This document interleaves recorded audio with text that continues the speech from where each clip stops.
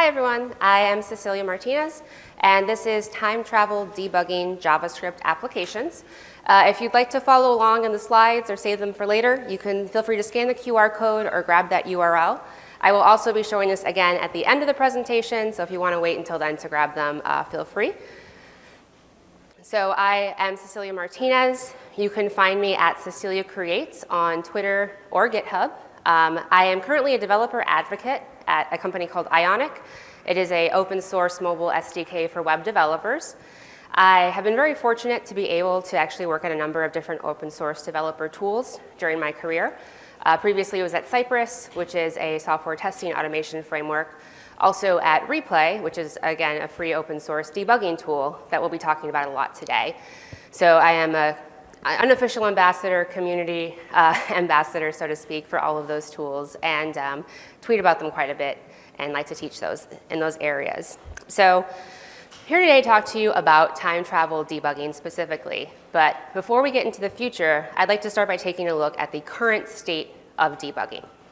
So developers spend a lot of time debugging, and by a lot, I mean a lot. Like everyone in this room probably feels this as well, but statistically, we actually spend up to half of our time debugging and maintaining software. We talk about how developers are more like mechanics, just trying to keep the car running, versus architects building out new features and functionality for their users. And debugging is complex, and it's complex because our applications have become more complex. I specifically work with web applications, and so I'm talking about JavaScript web applications today specifically. And we've seen a lot move to the front of applications and less being handled on the back end. So things that are happening in the browser have become more complex, right? So if you think about an e-commerce app and an add to cart button, very simple functionality. You want to click the button and add an item to a cart. All of these things could potentially take place in the flow of your application from a single button click. So if you go to click add to cart and nothing happens, there's a lot of area to cover when debugging. You have everything from your event listener and handlers. Maybe you're setting a loading state while you're checking your back end, sending off that API request.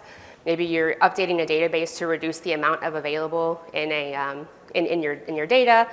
Maybe you're checking a third-party microservice because it's actually another vendor that provides that item, and coming all the way back to the front, handling the response, ending your loading state, and then finally updating the DOM. So again, if something comes wrong, there's a lot of complexity that you have to then debug. Most developers that work with web applications are also using frameworks. So frameworks like React, Angular, Vue, maybe you're using Svelte or one of the other new ones that are out there these days, those add additional complexity. So instead of our flow looking like this, it's actually more like this, because you have things happening in between your application where you're reacting or interacting with the framework itself. So for example, you may need to emit an event from that button component up to a parent component. You may need to dispatch an action to your state store in order to update that loading state. You may be using a lifecycle hook in order to send off that API request when that button clicks. So again, these are all additional things that could go wrong that you have to then debug. So we're also limited with our current debugging tools. Show of hands, who here was ever taught how to debug? Somebody sat you down and was like, this is how you use debugging tools. This is how you should start when something goes wrong. Okay, so those who raised their hands, very lucky. I did not have that experience. It was very much a, oh no, something's wrong. There's no error message. What do I do now? And a lot of trial and error in learning how these tools work, right? And a lot of times we'll know maybe one or two functionalities within a developer tool, but not necessarily all of them. And there's some of us who may know what a breakpoint does, but not exactly how to use it effectively. So if we take a look at a bug. So this is Excalidraw. It is a whiteboarding app. It's open source, a developer tool, and I use it quite frequently. And we're gonna take a look at a bug that took place in Excalidraw. Anybody here ever used Excalidraw before? Yeah, cool. All right, so again, whiteboarding tool, you can type, you can draw shapes, you can draw. And so in this bug specifically, this is a video of the bug. when you have a shape, in this case a square, and you resize it down to 0, eventually that shape locks up, and you can't resize it, you can't interact with it anymore. There is a link on the bottom if you want to follow along with this replay of the bug in order to see it, but essentially that's what we're dealing with here, and we can see visually on the screen what's happening. I was able to record and reproduce this bug. So what are some of the ways that we could approach debugging this with the tools that we have, right? So one of the first things that everyone does is look for logs or error messages in the console, right? And so this is what the console shows in the replay, in the recording of the bug that we have here. So there's some things here, but related to analytics, a couple warnings, nothing specific to what we're seeing on the screen and what's related to our bug. So logs and error messages happen, you're reviewing them after the fact, after the bug has already occurred. So you can think of it like an informant or like a man on the inside, but it's only helpful if that person or that log is at the right place at the right time with good information. And it requires developers to anticipate where things could go wrong. So it requires us to try and do some seeing into the future and predict where errors might occur. And if I could predict where every bug in my application would be, I would probably never have bugs again, which is not the case. So we can also use tools like live or runtime debugging tools, things that allow us to inspect our application as it's running. So in browser developer tools, for example, or in your IDE developer tools, you may have the ability to inspect your HTML, your CSS. You can also use framework developer tools for React, Angular, and Vue to inspect your component props and state. But again, all of these require you to manually reproduce the bug and try and catch that moment in time. So looking again at our resizing down to 0, I'd have to try and catch the moment that the bug occurs once it hits that point, or I'd have to recreate it over and over and over again. So if you think about live debugging as a mechanic who starts the engine and then hits the gas pedal to see what's happening in the engine as it's running, you'd have to start the engine and reproduce that over and over and over again to try and catch what's wrong and inspect different things each time. So speaking of time, what we're missing is time, the dimension of time in debugging, right? So things don't happen statically in our applications. Things happen over periods of time. Application renders, event handlers, network requests, that go out and then you get the response. All of these require time and happen over a period of time. Traditional debuggers only deal with one specific point in time, whether you're pausing an execution from a breakpoint or you're reviewing it after the fact.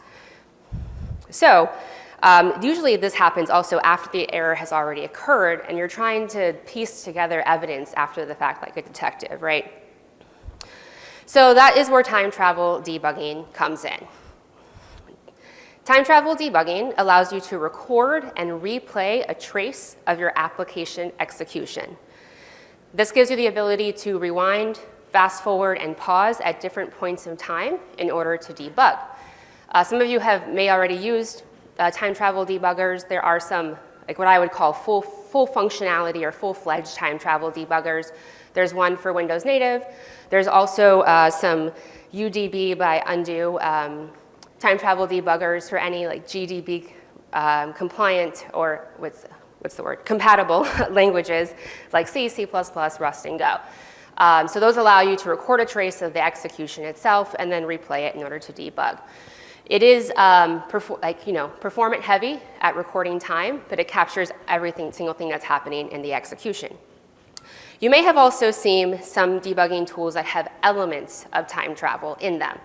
One example is Cypress, a software testing framework that has a command log, which essentially has every single command that your test is executing while it's running. You can then go back and you can hover over each command, and the application preview, the state on the right-hand side will update to show you what the DOM looked like at that point in time. Call that time travel. That was actually my first encounter with time travel debugging. There's also Playwright, another test automation framework, this one from Microsoft, that allows you to record a trace of your test execution and then view that trace after the fact. Again, it records network requests. It also records the actions that your test code is running and allows you to kind of jump back and forth at those different points in time. Another one that you may have seen is Redux DevTools. So Redux DevTools, again, as you're interacting with your application, records all of the dispatches that are taking place and allows you to jump and navigate back and forth between those.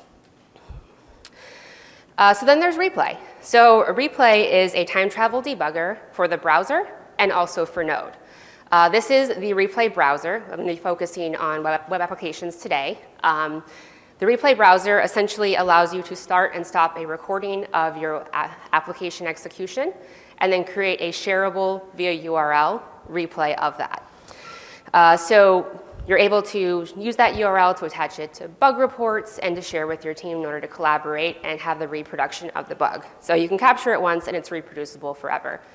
So anyone who's ever worked on with open source or on support teams, I started in technical support, may have dealt with this before, where people want you to fix issues, but do not provide a reproduction of that bug, and makes it really, really difficult in order to understand what's going on and fix it. So with Replay, you're able to have that recording of what actually happened at that point in time. The way that it works under the hood is pretty complex. It uses essentially effective determinism. So this is essentially, a replay is not specifically deterministic. We partially record the low-level system interactions that are taking place in order to reconstruct them on demand in a virtual environment when you replay. So it's not a full-fledged recording of what took place. It's a recording of enough information to be able to literally reconstruct that in a browser in a virtual environment when you go to replay it.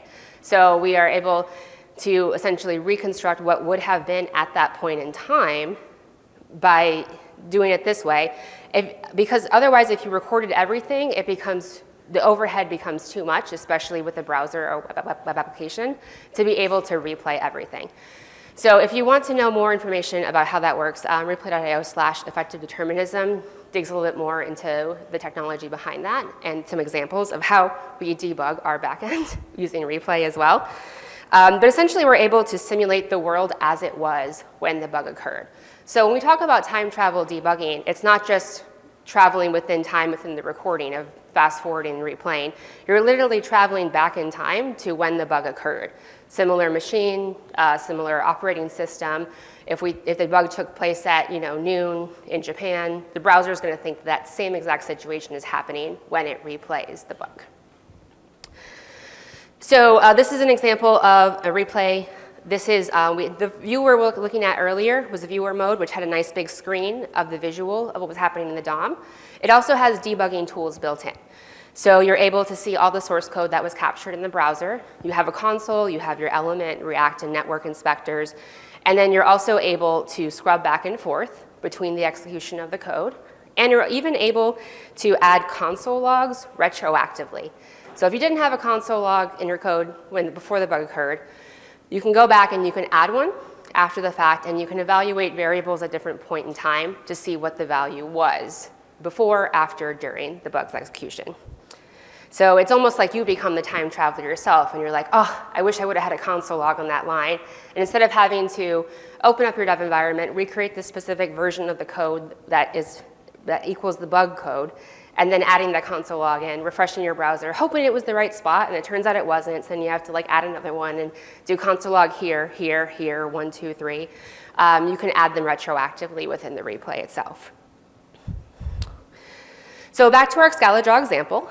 This is a replay of the bug and in our viewer mode. And this is a real bug. I actually was able to reproduce it. I experienced it in Scala draw. It was already reported in GitHub.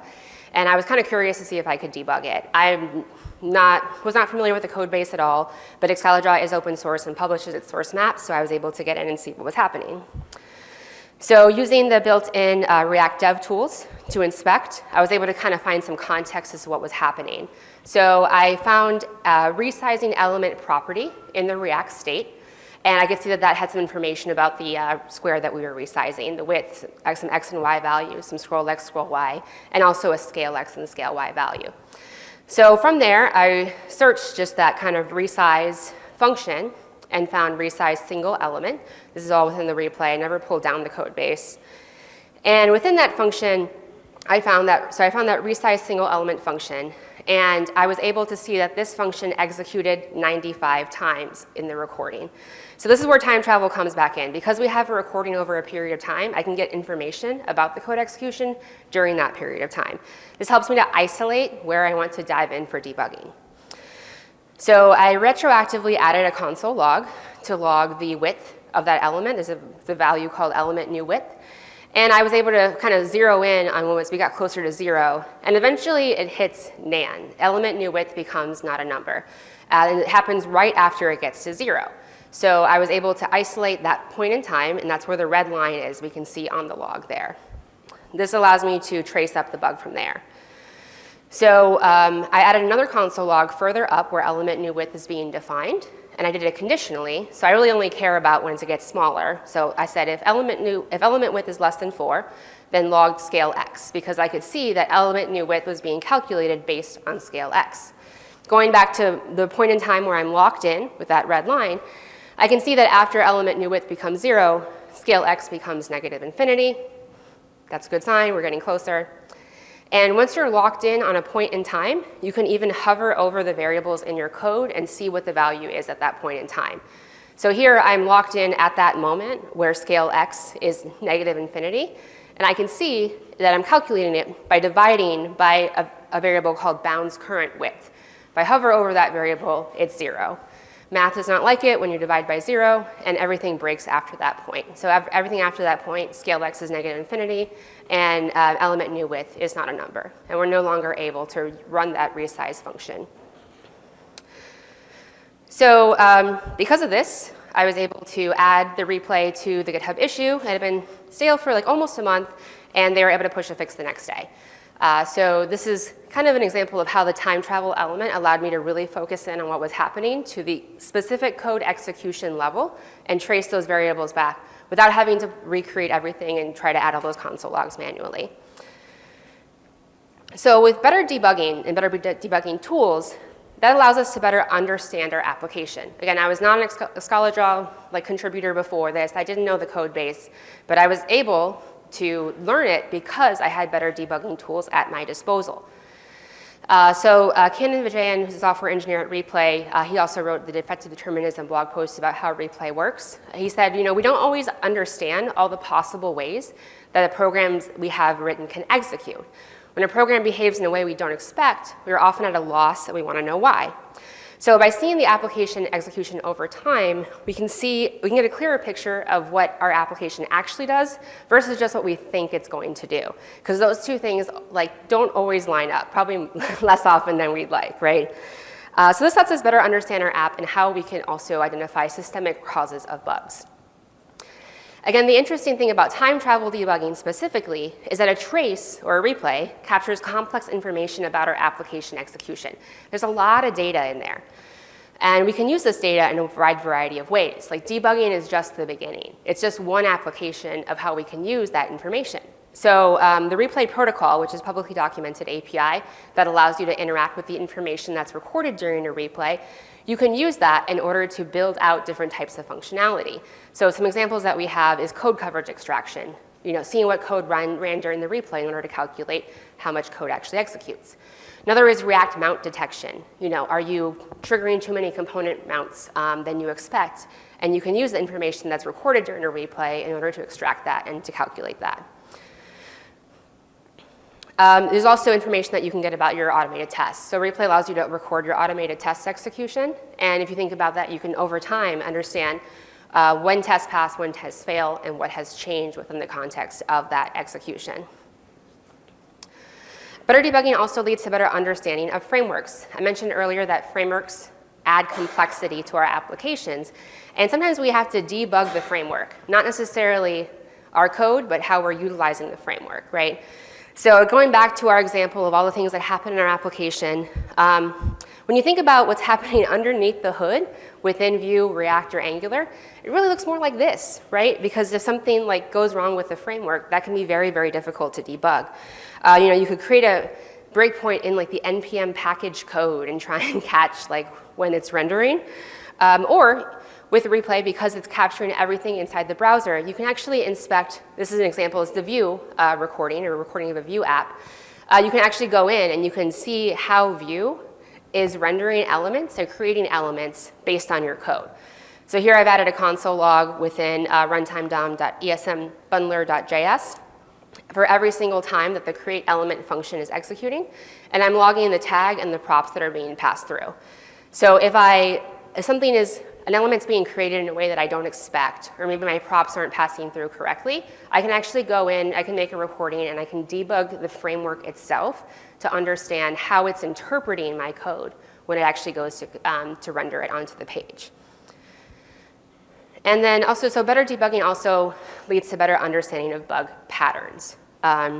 There is a really great talk, Jen Creighton, AKA Girl Code, she's a senior software engineer at Netflix. She gave a talk on debugging async applications at Reactathon earlier this year. You can watch it on the YouTube link on the screen. But one slide that really stood out to me, or one point that she made, is the best debugging tool is knowing something well. A lot of times you don't know something until you know it. And the more that you dig into your code when debugging, you can better identify some common patterns that can lead to bugs. Some of these patterns are component rendering. Just talked about that one, right? Understanding what triggers a render. If your component does not render when you expect, you may have stale state. You may update your state, but the DOM itself is still showing the old state because the component did not actually trigger the render. You can also have performance issues if your components render too many times. I recorded the Vue application that I showed earlier. Every single time I clicked a +1 button on a single card, every single card on my page re-rendered. That's not performant. I don't want that to happen. And I was able to dig in more and understand why that was occurring. I was using the wrong type of I was using an array instead of an object. That was basically what it came down to. Other patterns that we see involve state, right? Multiple sources of truth, accidental mutation, and competing dispatches of actions, originating commands from different areas of the application that could change state in ways we don't expect. And then we also have error handling. I know that it's very difficult whenever something goes wrong and the console is beautiful and clean and there's no help whatsoever there. So with JavaScript, because the type of language that it is, and when you use frameworks, we may not have conventions for error handling and error reporting, or you may do it in ways the framework doesn't recommend, or it may not have certain conventions depending on what you're doing. So another is passing errors correctly from different areas of your application. So I have been personally victimized by a OK status network request, but then in the body there's an error message, right? I don't know if any of you have ever seen that. I've seen it. It hurts because I was like, network request is good. That can't be the problem. It's got to be somewhere else. 3 hours later, finally looked at the body and had to go take a nap after that one. So making sure that you're passing errors correctly. And again, utilizing the conventions the way that they're supposed to be utilized. So let's take a look at another bug resulting from one of the patterns that we just talked about. This is a bug in replay itself. So it is a replay of a replay. We can get some pretty serious replay-ceptions. I think I've been like 5 levels down one time. So if it's a little disorienting at first, that's okay. It's just because it's a lot going on here. Again, there's a URL if you want to be able to follow along with this bug or check out the replay itself. But what's happening here, this is the very first bug that I fixed on the replay team. And we have 2 ways to toggle views. One is that toggle menu up in the right-hand corner, lets you go back between view mode and DevTools mode. That worked great. There's also a modal shortcut, what we call the command palette, that allows you to switch views using a keyboard shortcut. And if you use that method to change views, then the layout breaks. We have an extra column on the left-hand side, and we have another row on top with additional toggle and the share button. So it works one way, does not work the other way. And again, I wasn't super familiar with the code base at the time, so I was trying to get my bearings in there. Replay, the DevTools front end is a React, specifically a Next.js app, and it uses Redux, just to give you a little bit of context of the code we're going to be looking at. So I knew the bug didn't occur when we used the toggle. So I was like, okay, what's the expected behavior? Like, what does it look like when it's working? And so I went into the view toggle component, and I found this handle toggle function that had, and we can see towards the bottom here, that it's kind of, it's calling 2 functions, set selected primary panel and set view mode. And there is some logic that checks whatever the current panel is. And that's panel refers to that left sidebar, the one that was breaking. So this is what working looks like. I've got a little bit of context and I'm able to see, okay, what does it look like when it's not working? And I found this on key down on the command palette where we're executing execute command. And I was able to lock in at the one time that that command ran and see that the active index was 0. And when we have an active index of 0, the first command that runs is open viewer. So we're executing an open viewer command, and that's the command that I'm running whenever I'm selecting that open viewer in my modal. I get to do that in the code thanks to the recording. So next step is to see what happens in that open viewer command. So I found the execute command, and it says if key equals open viewer, we are dispatching set view mode. Does anybody already see what's missing? So this is the working code. So we're calling set view mode, and we're calling set selected primary panel. If we're doing it via the command palette, we're only dispatching set view mode.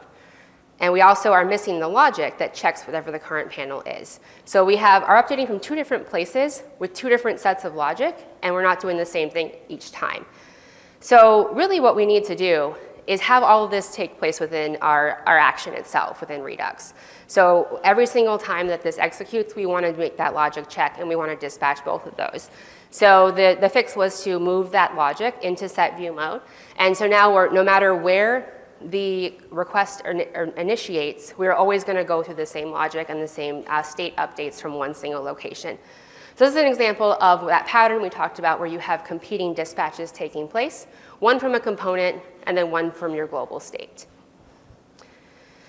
So really what I hope you take away from this is to embrace bugs intentionally with a learning mindset. A lot of us approach bugs with dread and saying like, how am I going to get through this? But think about what you can learn from your application as you debug, what you can learn about how the framework that you're using as you debug, and then also what you can learn about patterns as you're debugging.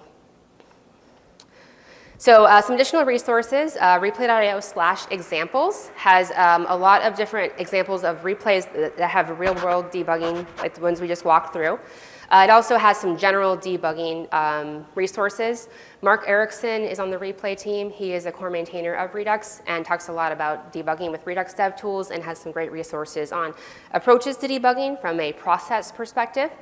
I also have done 9 talks this year on debugging various different types of applications. So I have one on Vue, have one on Angular, have one on React, have one on CI/CD pipelines, have one on just frameworks. So if any of those situations apply specifically to you, you can check out those. Those are all public. And again, you can follow me on Twitter at Cecelia Creates or on GitHub. I do talk about testing a lot, debugging, documentation, basically all the things that developers hate doing. That's somehow became my sweet spot. So feel free to reach out to me there if you have any questions as well. And if you missed these links or any others, you can grab them all in the slides. So that QR code will take you to these slides, or you can also use the URL. So great, thank you so much. I'm available if anybody has any questions. Yeah, absolutely. Okay, so what Replay is doing is it's actually a runtime recorder at its core. And it has a replay protocol, which essentially is a bunch of commands that records the interactions between your application and the browser, or your application and Node. So we do have some examples as well of Node. We've seen people use the Node recorder to debug TypeScript, for example. So they'll run the TypeScript compiler in Node, and then they'll record it. And we've had a few people fix bugs based on that because they could see that it was compiling to the wrong area. But so it's partially deterministic, as I mentioned. So we're not recording every single thing that's happening in order to be able to save that. So we're recording instead these protocol commands. And there's a large API that essentially defines out all these potential things that could happen in those interactions between your application and the browser. So sometimes we're getting paint points. Sometimes we're getting the time to first paint, all the network request information, the execution of the code. And we're capturing all of that in a way that essentially turns it into a first-class object. So we're taking an execution or an occurrence of a runtime and turning it into an object that has all of those properties that are the protocol API, essentially, and the values for those properties across different points in time. Then, when we go to replay it, we actually have a virtual environment where we have browsers that are like, it's kind of crazy. Honestly, this, like, once I learned about this, I was like, this is wild. But if you think about, like, you know how like that saying is if you have enough like monkeys in a room with typewriters, eventually they'll write Shakespeare? It's like that. So we literally are like spinning up browsers and using the information from that object to recreate inside all of these browsers in a virtual environment, and in a way that's effectively deterministic. So we have like a joke that it's like just enough deterministic, or like I can't believe it's not deterministic. So it's essentially deterministic enough that for the end user, it replicates that experience of running the browser as it did at that point in time. And we have a protocol viewer that you can actually turn on like in your console that shows all of the calls that are being made to the protocol API while you're reviewing a replay. So we'll say like for this point in time, get the logs. At this point in time, get the paints. And then if you were to go back and add a console log, we're literally sending that message back. We're saying update the object as if there was a console log here and then rerun it. So we're literally like re-executing the code within that virtual environment in order to add those console logs retroactively. So there's a lot of like wild like DevOps actually happening, because those are all like virtual machines that are being spun up and browsers that are being spun up in those types of environments. And recently we made a change to the architecture where we allowed a single replay to be split up across multiple controllers that allowed us to be able to record longer replays. So initially we like tried to keep it less than 2 minutes because it became like too much overhead on the performance. But now that we're able to actually split that across multiple controllers in our setup, we're able to have recordings up to 10 minutes now. And we're hoping to be able to get to the point where we have an always on mode for your node execution. So you can just continually record your node. And then when you encounter an error, you can go in, you can pull that time, and you can start to debug from there. Yeah, so it's because there's a lot more happening than just the JavaScript, right? So we're recording like all those paints. We're recording also the interactions between like the React profiler and the React dev tools. When we added Redux dev tools, there is like an experimental Redux dev tools as well. That kind of like broke things for a while, and we had to figure that out because when you think about everything that's happening in the browser, it's not just the JavaScript, it's everything. And the paints, like I'll be grabbing all of those DOM paints. So it's not just, if it was just the JavaScript, then I think there are like time travel debuggers for JavaScript. There's one called Wallaby, I think is the name of it. And that is perfectly deterministic. But because there's so much more happening in the browser than just that, it becomes pretty much like it breaks down if you try to be perfectly deterministic, they found. So the team behind this, they started off at Mozilla, they were the Firefox DevTools team. So Jason Laster and Brian they're the co-founders. So they kind of started there with Firefox DevTools and were able to kind of bring it over to Replay to continue that work, which is also why a lot of it's open source. So. Yeah, so that's where the that protocol like examples repo. Those are some of the things that we've like some people on the team have like thought of that you can do with it. The protocol API is like publicly documented, so anybody can. We're hoping people will take that and then run with it with different ideas. So Replay does let you record your test execution. It works a little bit better with Cypress because the way that Cypress works with the iframe, you actually are recording also the test code execution in the browser versus Playwright that's happening underneath, before it actually gets to the browser. So we're able to kind of show you all the test code that executed as well to help you debug. So yeah, so you could, I don't know if anyone's used like the Chrome DevTools recorder yet. We were able to record like a user flow and then convert that to Cypress or Playwright test code. So you could kind of similarly extract similar information from a replay. We haven't done that yet, but that's something that we're hoping people can jump on or give us like feedback on what would be helpful for that type of implementation. So anything that runs in the browser, it can record. So regardless of what the framework is, like it's framework agnostic, it just captures everything. So the thing that will make a difference though is source maps. So different websites will publish source maps or not. If it's minimized code, it's a lot harder to debug. I don't know if anyone's ever looked at that before. Jason can somehow do it. I think he's just looked at a lot of code. But one of the things that you can do is you can also upload source maps to the replay servers. So if they're not published publicly, we can reference them when you do open a replay. So. Yeah. So it's similarly, the node is via a CLI. And it does have to, currently, it does have to be like a start and stop execution. So you can't like record something that's always on, like if you have a dev server up, for example. But it does the same thing. It generates a replay with all the code. It doesn't have a viewer. There's nothing to look at, but it will record all the code execution that you can then go in, see how many lines ran, add those console logs after the fact. That is experimental. Like I said, there's some quirks to it, but we have seen people use it for TypeScript specifically, because TypeScript is another one of those things that requires a lot of debugging sometimes. So, okay, and then I think we have time for one more, and so I will take you in the front. Yeah, so demonstrating diffs is a big one. So for example, some people will use replays to document pull requests, right? So they'll be like, this is what it was before, this is what it was after, and then you can like add comments or extract the information of what was changed during the code execution too. So yeah, so if there is something that's specific to one machine versus another, you could compare those. Again, that's not necessarily built-in functionality, but it's things like you can extract from that information or go hunting and add comments. So. There's also a Discord, replay.io/Discord, that you can chat with the team and share feedback and ask questions as well. So thank you so much. I believe we have to get the next speaker ready to go. But if anybody has any questions, feel free to come chat with me. So awesome. Thank you.